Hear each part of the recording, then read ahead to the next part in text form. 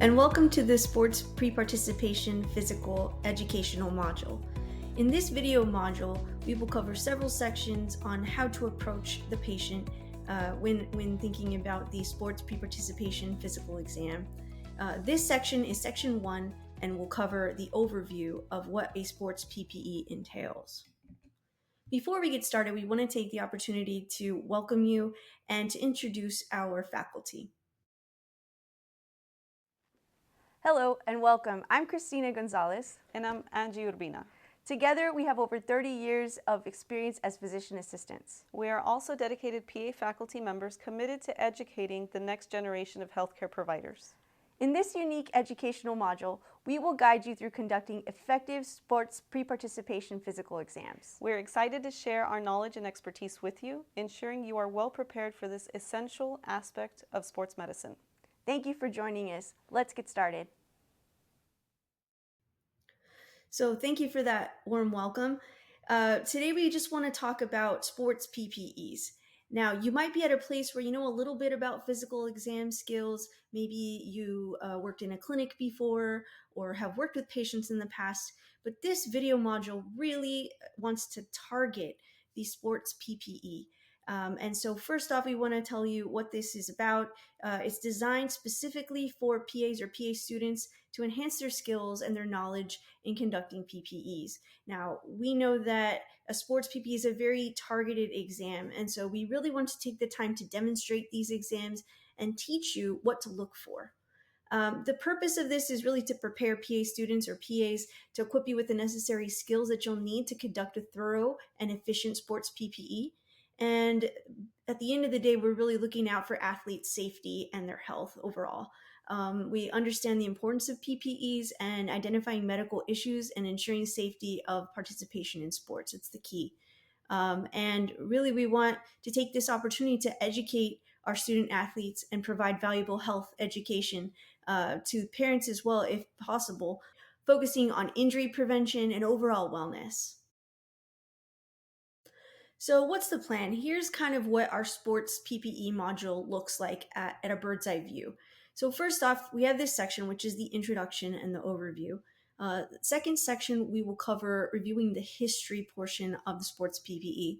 The third section, which is the longest section, will be about the physical exam. And so we'll break that down. We'll start with an overview of the physical exam, and then we'll break it down station by station to discuss the different aspects of the station, the different physical exams, and we'll do demonstrations.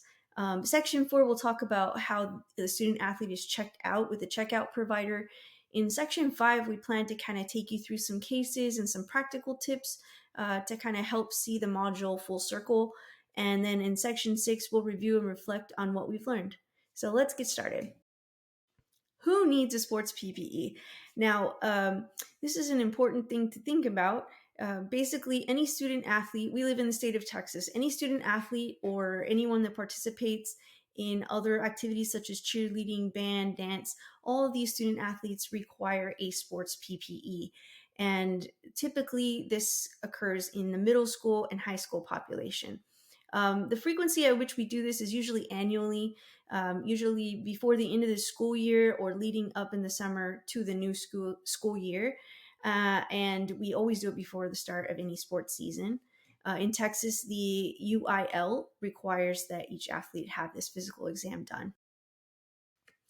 So the goals of a sports PPE, basically we want to identify any type of medical issue that could result in restriction of participation for an athlete or that might require treatment. We want to promote safe participation. So we want to make sure that the athletes are fit to do the sports that they would like to do. We also like to take this opportunity to educate and try to prevent things from happening like obesity or dental issues. And so we want to educate our student athletes and try to prevent any injury and to promote overall wellness. So this is what the UIL or University Interscholastic League sports PPE form looks like. There's two sides to the form. And so this portion of the form is the medical history portion. Now, this is kind of an overview of the patient's medical history. It includes their demographics, It includes their personal physician and their office number. It also has an emergency contact on the form. Now, this portion of the form should be filled out by the parent along with the student athlete before coming to the sports PPE event. It'll highlight any past illnesses, surgeries, hospitalizations, family medical history, including heart disease, sudden cardiac death. And it'll also review the current medications, allergies, and previous injuries that the athlete might have had sustained. The next portion, or the reverse side of the sports PPE UIL form, is the physical examination. And so this physical examination portion breaks down by the different aspects, starting with the vital signs. So a student athlete should have their vital signs done, including height, weight, pulse, and blood pressure. They also need to have a vision test done and needs to document whether it is corrected or uncorrected. Usually, this portion of the exam is filled out by the school or the coaches or athletic trainers before the event starts. We also break down all of the components of the PPE by section, so appearance, EENT, lymph nodes. And as we move on, we'll talk about these different exams and where they fall in the PPE event. We want to really hone in on identifying red flags and potential issues when we're doing these physical exams. We're going to see a whole lot of normal exams, and so that's a good thing for a PA student because seeing normal helps you identify abnormal, but at the same time we have to be vigilant and really looking out for those abnormal findings. Finally, at the bottom of the physical examination sheet, we have the clearance section. Now, this section is intended to kind of put all the pieces together of the history and physical exam and determine whether the athlete is clear or not based on their health status and any medical findings. And in this section, we'll also highlight any type of follow-up that's required for the student athlete. Now, this section, the clearance section, is taken by the physician or physician assistant advanced practice personnel on site at the sports PPE event. It will never be the responsibility of the PA student to come to the conclusion of whether the athlete is clear or not. All right, so let's look at the roles and responsibilities of you as PA students. So first of all, it is your responsibility to show up ready to do physical exams. And that's what this module is essentially trying to target, trying to get you ready to do those physical exams. You're going to have to know which exams are at which stations. So you need to know which exams you'll need to do and what components of those physical exams you'll need to do at each station. Always need to be professional. We're dealing with middle school and high school age students who tend to be a little on the immature side. So it's really important when we put on that white coat that we represent our profession well. We also need to maintain confidentiality and clear communication with our student athletes. We also want to document everything that we see or find. We need to document it accurately and thoroughly and make sure that we put down exactly what we see. We also want to report abnormal findings. So the procedure generally is the PA students are the ones doing the physical exam. We will have PA faculty circulating around the stations. If you see or hear, find anything abnormal, the procedure is to let one of your PA faculty know at that point in time. It's really important that we communicate. We're all on the same team, and working together, we can make sure that these athletes stay safe. We also need to communicate with the athletes. We need to ask them about their history.